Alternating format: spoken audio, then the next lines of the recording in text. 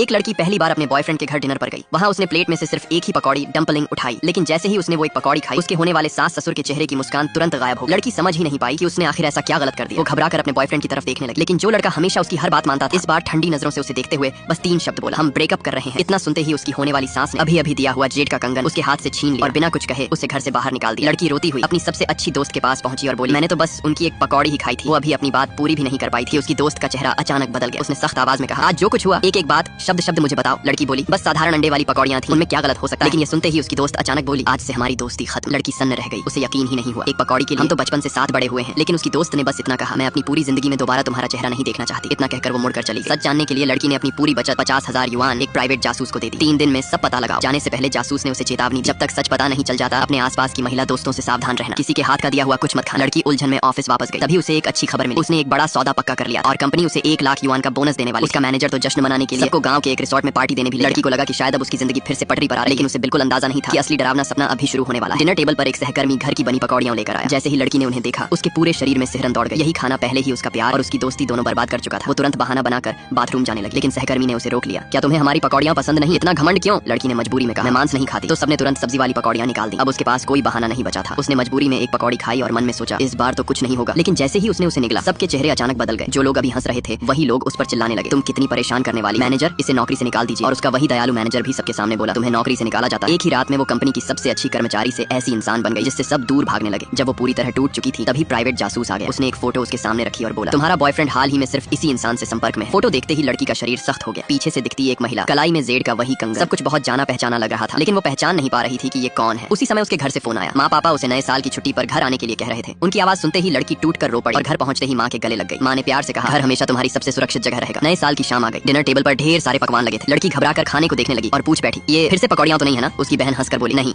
ये तो रिब्स हैं, चिंता मत करो। लड़की ने राहत की सांस ली ही थी कि तभी उसकी माँ मुस्कुरा कर बोली, नए साल की इच्छा बिना पकौड़ी खाए पूरी नहीं होती। माँ ने एक प्लेट पकौड़ियां लाकर उसके सामने रख दी और कहा कि पहला निवाला वही खाए। लड़की डर के मारे पीछे हटने लगी। उसने साफ मना कर दिया। ये देखते ही उसके माँ पापा और बहन के चेहरे भी बदल। माँ गुस्से में बोली, मैंने इतनी मेहनत से बनाया और तुम्हें लगता है ये तुम्हारे लायक नहीं? धक्का मुक्की में पकौड़ियां जमीन पर गिर गई और उसकी ही फैमिली उसे नाशुक्रा और गद्दार कहने लगी। उसी समय लड़की को बचपन की एक बात याद आई। हर नए साल उसकी माँ पकौड़ियां बनाती और जब भी वो उन्हें खाती वो बेहोश हो जाती थी। धुंधली यादों में उसे अपने पूरे परिवार को मुस्कुराते हुए भी याद आया। अचानक उसकी नजर अपनी बहन की कलाई पर पड़ी। वहाँ एक लाल कंगन, वही कंगन जो जासूस की फोटो में था, और वही स्टाइल जो उसके बॉयफ्रेंड की माँ ने उससे छीन लिया था। सारे सुराग एक साथ जुड़ गए। लड़की ने कांपती आवाज में अपनी बहन को घूरते हुए पूछा, क्या ये सब तुमने किया? बहन का चेहरा पीला पड़ गया, वो नजरें चुराने लगी। माँ पापा भी घबरा गए। अब लड़की सब समझ चुकी थी, पकौड़ियों से जुड़ा ये डरावना सपना कभी भी कोई हादसा नहीं था। उसने टेबल से एक फलों वाला चाकू उठाया और अपनी बहन के पास पहुंच गई। उसकी आंखों में गुस्सा जल रहा था। वो बोली, सच बोलो, आखिर ये सब क्या